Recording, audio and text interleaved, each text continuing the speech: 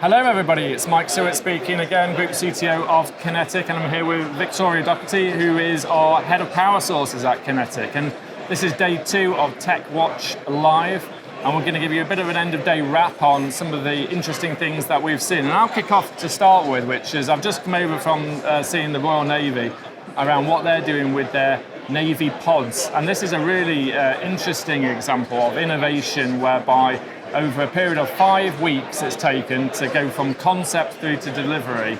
A brilliant opportunity to think about reinventing an ISO container, to look at it in a much more modular way.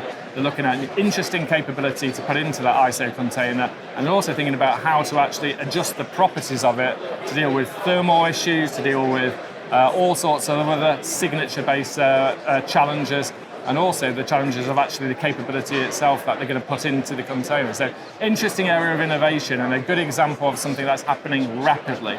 But the other thing I wanted to talk to you guys about is what's happening with sustainability and net zero 50. So Victoria, what have you heard today on that topic? Thanks, Mike. I've been talking to lots of people about power sources and how they are part of the road towards sustainability and net zero for defence. So we've been exploring not only what can be done right now, what's the obvious changes that can be done right now to achieve better efficiency, get power where it needs to be when it needs to be, but also the bigger picture. So where can we look at more ambitious tech demonstrators of going the whole hog to not just net zero, but all the way to net negative? There's a pull for that, both for static infrastructure in the UK and also in deployed settings as well. And there's some really exciting technology here at the show. I've been talking to people about novel battery solutions, about novel hydrogen as well, and how that might slot in, probably in the slight longer term. But yeah, lots to see. And what are the sort of frontline commands really doing about that in terms of did you manage to have a chat with the Army today at all about what they're up to in this area and what are their priorities?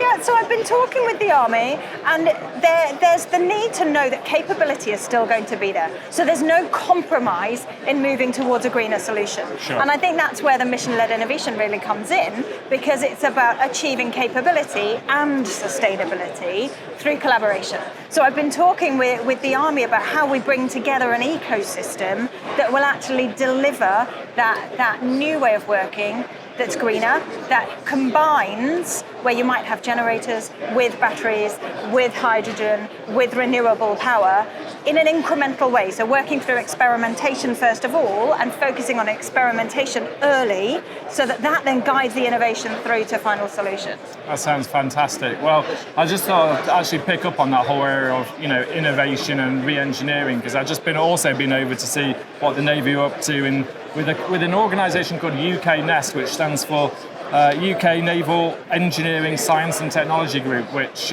we QinetiQ are part of, but many other organisations are also part of. I thought I'd mention it because the theme of DSEI is all around collaboration.